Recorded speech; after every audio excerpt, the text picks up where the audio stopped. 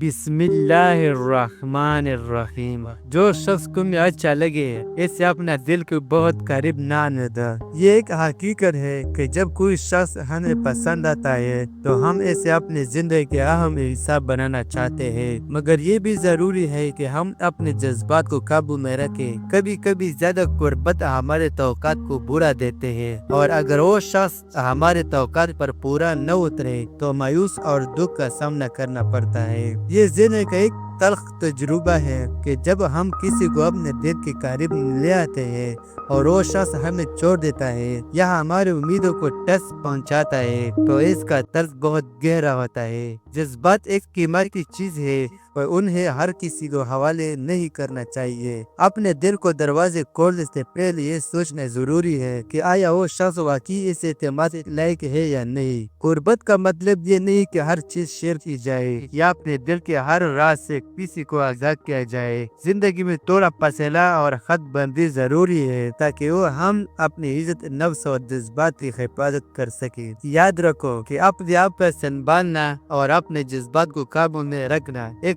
طاقت ہے۔ اس لیے جس شخص کو تم اچھا سمجھتے ہو اسے اپنا زندگی کا حصہ بنانے سے پہلے یہ ضرور دیکھ لو کہ وہ تمہارے جذبات اور تمہاری شخصیت کی قدر کرتا ہے یا نہیں ہے۔ ہمیشہ اپنے حدود اور عزت نفس کا خیال رکھو کیونکہ یہ تمہاری زندگی اور خوشی کا مرکز ہے۔ ویڈیو دیکھنے کے لیے بہت شکریہ۔